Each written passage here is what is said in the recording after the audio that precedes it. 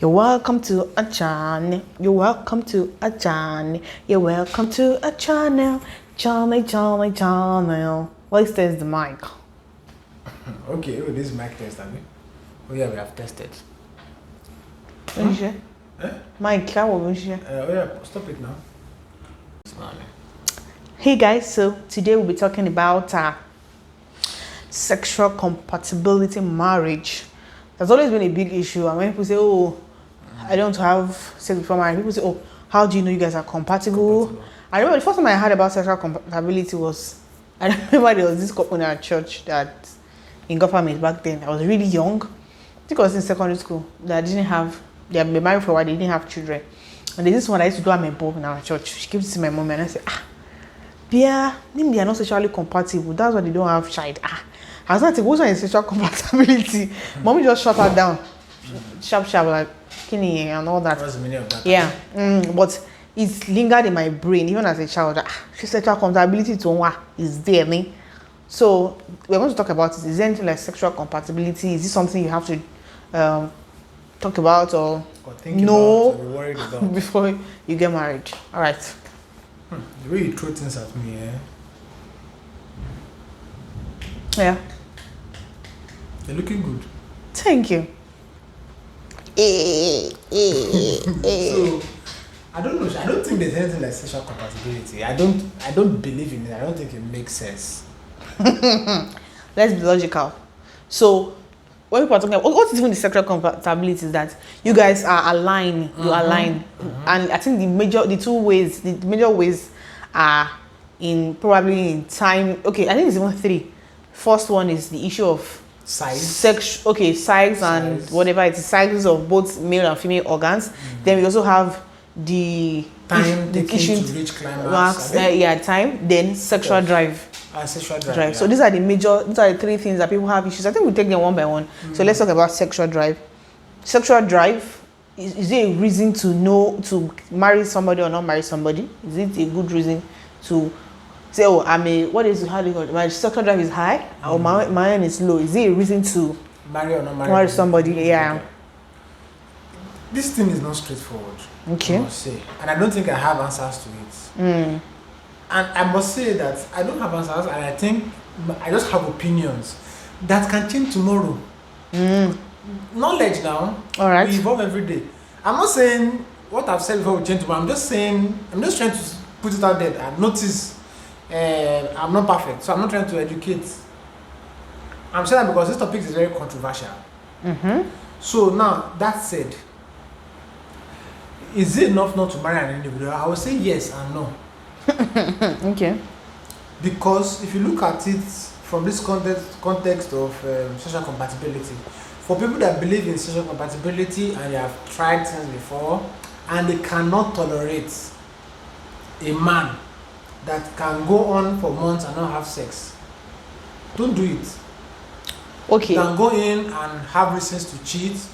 I'm talking about based on values, though. No, that's what I'm talking about. Okay, let's just look at it. Let's even leave the whole thing about faith. Let's just talk about logically. So I get married to you because our sexual drives matches, and I know that if you don't have sex as regular as you have before you got married, or as we discussed, you may have reasons to cheat. Okay, that's different now. Okay. I'm just saying that just all things equal, you get married to somebody that matches your compatibility, that matches your drive. Yeah. In the case of issues that happens, maybe pregnancy, sickness, and all of those things, because if we keep talking about sexual being compatible sexually, we must realize that things happen that make that very thing change. Especially, size may not change. Size can even change in terms of when you have when you give birth to a child. You understand? Sizes can change, all of these things. But we're talking about this one. Grow. Yes. Okay. No, I don't know, but yeah, I get your context. Yeah. So when you marry someone, this person has high and the person has high and it falls. What happens? Because if we keep basing who we marry on these things, there are things that can change easily. There are things that can. Some people get very busy at work and they listen to them. You see, if you are broke, like you are thinking of your school fees, of your child, thinking of house rent, thinking of what to eat tomorrow, I don't get how will you think of having sex? You understand? So all of these things contribute to it. I will not be sensitive to say that it doesn't matter. You have to just marry people like that. You figure it out. It would be very sensitive to say that. But what I think is that beyond sexual compatibility is sexual commitment. Like, first of all, have a background knowledge of who the person is. Have you had experiences before? What are your experiences? How far have you gone? What do you think is your sexual drive? Some people don't even know their sexual drive until they get married. They don't know if it's high or low because they've not had any experience. No, that's where I was going to. Yeah. So they don't know their sexual drive. They don't know how. So there's always a way. There's always a missing point. People always meet up with each other. For example, one of the issues that we have is this person is too big, is too small. Usually, it's most times knowledge that we have not explored. We knowledge that we have explored that we shouldn't have explored. That's another problem. I mean, all of us, they are there now. Yeah, and even if you have explored it, now this is your situation. For example, you have had relationship with somebody that has a big size and all of those things, and you don't get married to somebody that has a smaller size. You have to find ways for it to work. There's probably styles you can get things that you have to learn. So you have to be committed to it. You can't just sit with compatibility. Like, it will fail you. It will always. There's no how it will fail you. It will fail you. So you have to learn how to be committed. If this is not working, we have to find ways. Is it to get a therapist? Is it to get knowledge? Is it to understand this person's body more? We cannot keep running away. We cannot just expect comfort. I want to look for another person that has everything, the size is right, and all of those things. Sample this person very well to be sure that this thing works. I think that's a very important. That's how I see sexual compatibility, and I'm not trying to downplay the fact that it can be. Yes, it's important. It's difficult, and sometimes it may be difficult when they are not aligning with each other. It can be very difficult. I agree. I understand that, but it's also important to know that no matter how much you plot your graph and it's perfect and excellent before marriage, anything can change. Things can change, and beyond having all of these things set, you must be committed. You must tell yourself that I'm committed to this, and whatever thing I need to learn to make this thing work, whether it's big or small, whether the drive is low or high, and what is the third one? What was the third thing you said? I forgot. What is the third one? I'm trying to remember. Timing. Yeah. The time that the person gets, you can always figure that out. So knowledge is always the gap and many times we don't, when we are not committed, that's when you start thinking of Moronti Ngozi, it was really good. Moronti, and you start thinking of people that you have had relations with, I wish I can get to this person. You're not putting yourself, this is what I have now. I have nothing, I can't do anything about it. I have to figure out how this works. So I think that's very important. Before I go back to what I was trying to say earlier, is that you've spoken to people that have done things before they got married. People that did not marry as virgins, right? But now let's talk about people that are virgins. You know that you can be having sex for the first time and still not feel satisfied. Yes. You can. It's not only people that have done it before that can know if they're satisfied or not. I don't know if you get where I'm coming from. Yeah. So now, it is still not enough to now be thinking that is there more out there? Yeah. I think you should stay here and find that satisfaction. I'm not saying you should be comfortable with what you have, but look for that satisfaction right where you are. That's your side of it. Yeah, explore. Don't explore where you are. There's so much more where you are. Because some people believe, okay, let me go out and see what is there. Then yes. I cannot bring it home. I cannot bring it to the home. It doesn't make sense. That's not a godly marriage. It doesn't. Apart from even being godly, it does not make sense. You understand? It does not make sense. So it's important that because there's this movie that trended on Netflix. It was about a lady who married a guy. Who the guy was the breadwinner. She was not doing anything. He was taking care of the children. He does everything and when he comes home, and the woman has had a past with one guy. Like the guy, they have sex everywhere. They go to people's house. They had adventurous sex, dangerous kind of sex and all. But the guy was not responsible. Just nonsense guy. He's one music guy that was just doing anyhow.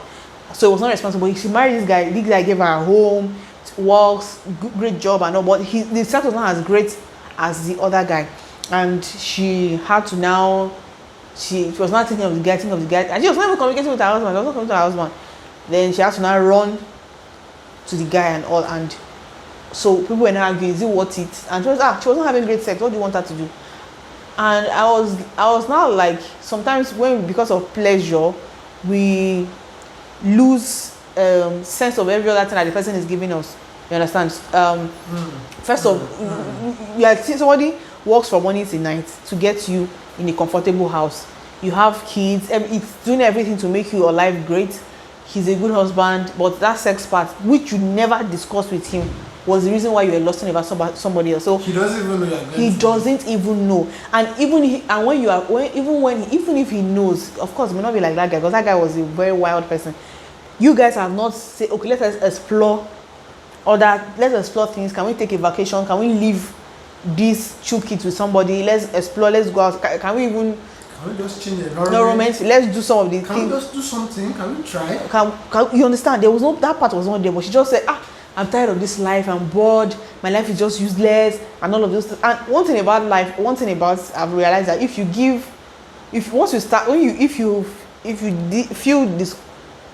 you feel annoyed about something in marriage, or you're not comfortable with something, if you don't voice it out, it opens the door for other things. You just realize that things just becoming meditating, and other things just start dropping until you just find yourself that you are out of place. And meditation is very powerful. Yeah. Give it room. Take up more room. The other way is that let me go back. I don't believe in social compatibility. I believe in commitment, like you have said.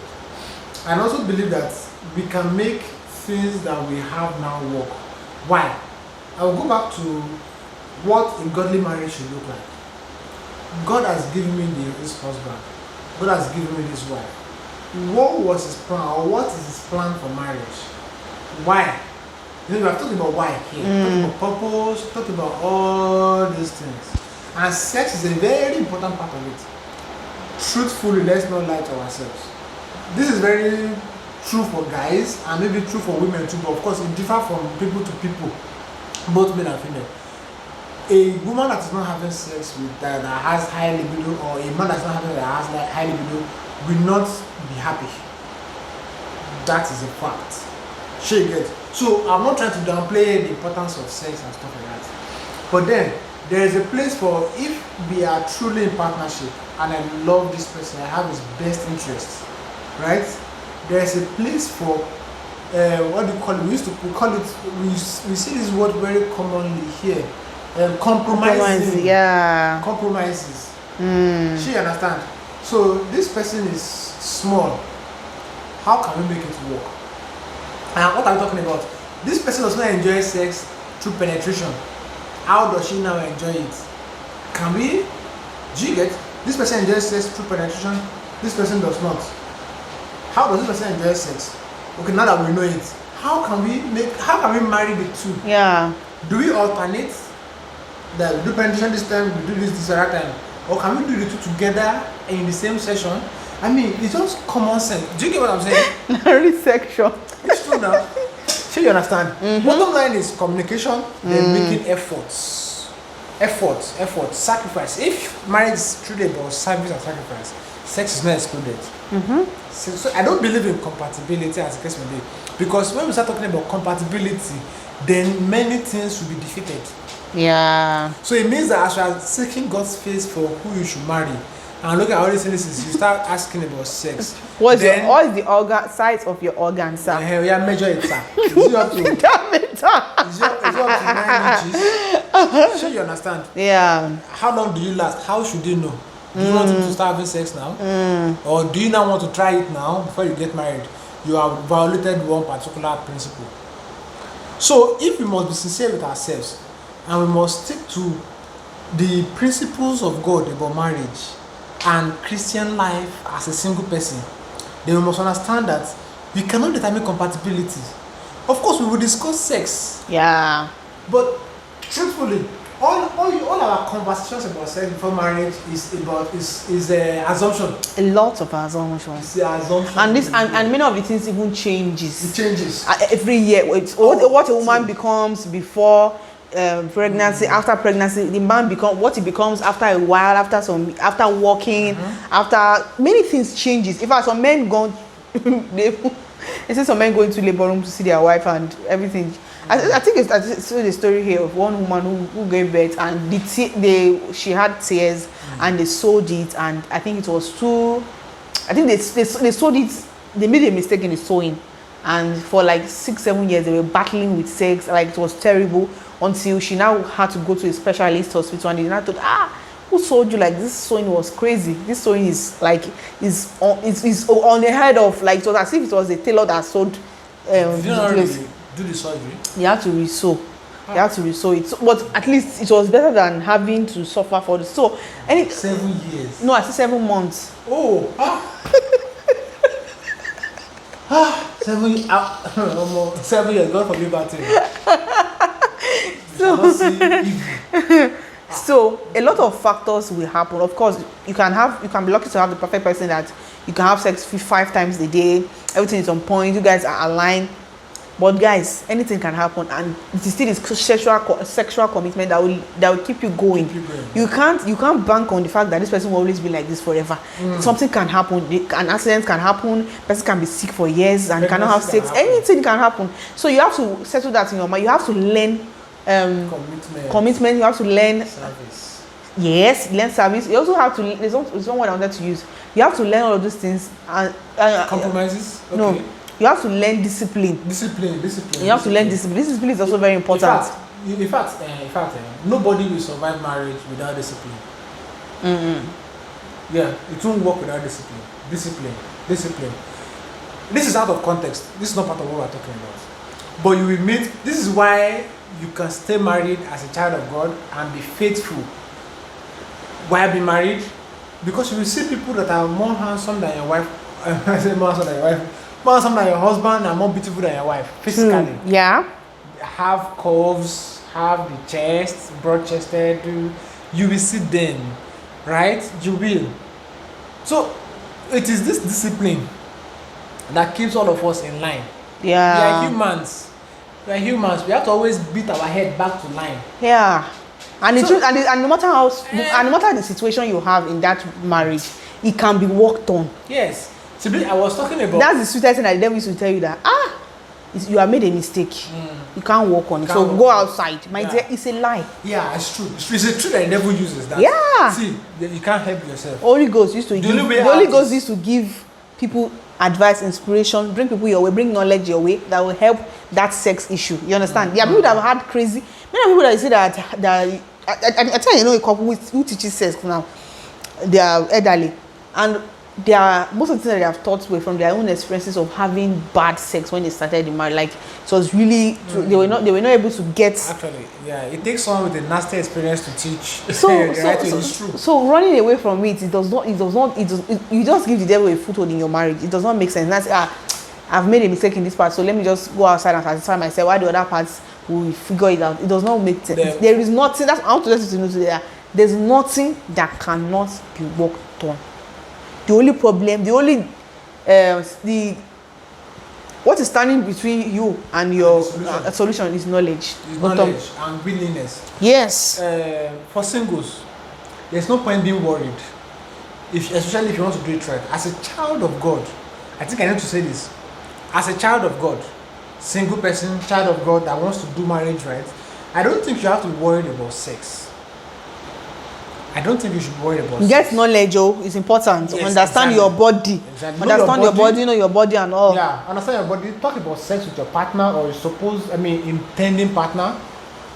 Discuss sex to the smallest, tiniest. Talk about the boundaries. If you have problems, all of the types of sex that exist, what you have issues with, you have issues with it. Talk about all of those things. You can even talk about, do you think you will last long? Do you think you'll be able to do this? You can, of course, you may never know until you try, but at least talk about it. It helps you psychologically. Yeah, talk talk about past experiences, so that the person, you know what the person is expecting and all of that. So yeah, it's true. Talk about past experiences. One of you may have had sex before, or have done things before, had experiences before. Talk about them so that your mind is prepared. You'll be surprised that the person that has never had sex before may become badder than the person that has sex before. Like, In fact, we know experiences. we know examples. yes, You yes. understand what I'm saying? So, wow.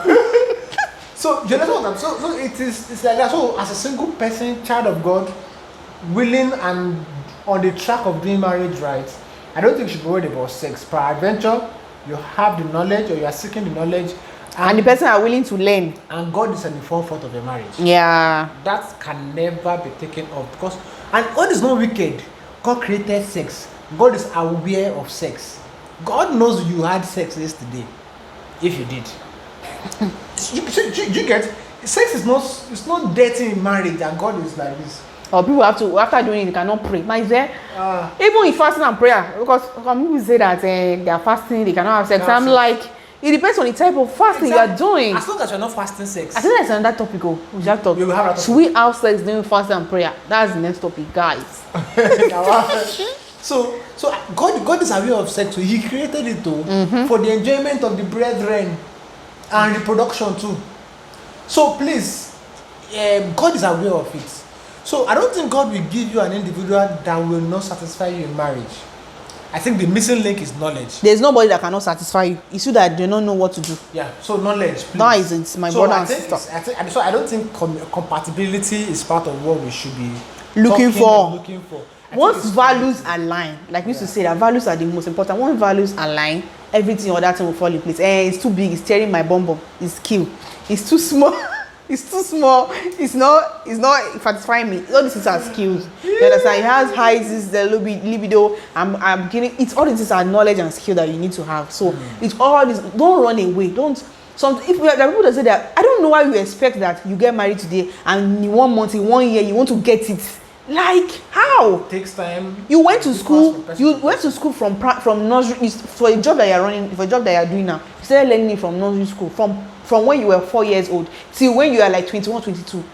And some of you are still struggling in that job, Zev. Now you want to now get sex in 1 year or 2 years with that partner that you have not known before. At least an average person spends up to 16 to 17 years in school. I don't know if I'm correct, but that should be the minimum. My brother, my sister. So another thing is, I think the assignment for all of us is to be sacrificial when it comes to sex.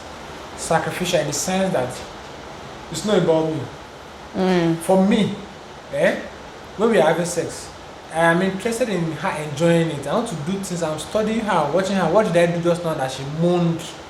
That looks like she enjoyed it. What? Yes, now. I'm always listening. Okay. To this ringtone. When it changes, I want to know, is that pleasure? Is that pain? If I get that it's pleasure, I want to do it more. So what am I saying is that I'm interested in the satisfaction of my partner. It's that satisfaction that will drive my satisfaction. Not about you, or it's not about you. It's not be first about you or how you are satisfied. Yes. But like someone that does not have experience, like, I want to get this person to really like it so much that when I have to say, oh, this is what I want, she also gets to respond quickly. Yeah, you understand? This is speaking to this is saying that we should be teachable. That's why I was even going to. That we should be teachable. If you're on the side that has to make an adjustment for your partner, be ready to change, to be teachable. If you're on the side that you want your partner to adjust to satisfy you, be ready to help them walk through it. So I think that's something to talk. Yeah, guys, that's the end of that's our opinion on this matter. That is the opinion of God on it. So guys, what do you think? What do you think about this topic? Also, what do you think about sex during fasting? You should drop a comment. We'll drop a video on it. Yeah, we'll drop a video on that. That will be the next topic: sex during fast. Yep. We'll talk about it. Yep. Thank you guys for watching. It's so great to be here again. You're looking really sexy these days. Thank you very much. It's so great. It's so great to have you. I don't know what you're doing, It's your eyes that is turning you. Guys, thank you for watching. Thank you for being there. Oh my God. Thank you for being here. Thank you so much, guys. So I will say something nasty now. Just of this video. Don't say it. So Put your comments below what you think about sexual compatibility. Do not forget to share this, subscribe, share the word of God to people. Thank you so much for. If you have any topic you want us to talk about, you can always send a message to us, or have any questions, whatever it is you want to talk with us. The realiodailies@gmail.com will answer you as fast as we can. Thank you guys for watching. God bless you. Peace out. Peace out. Peace out.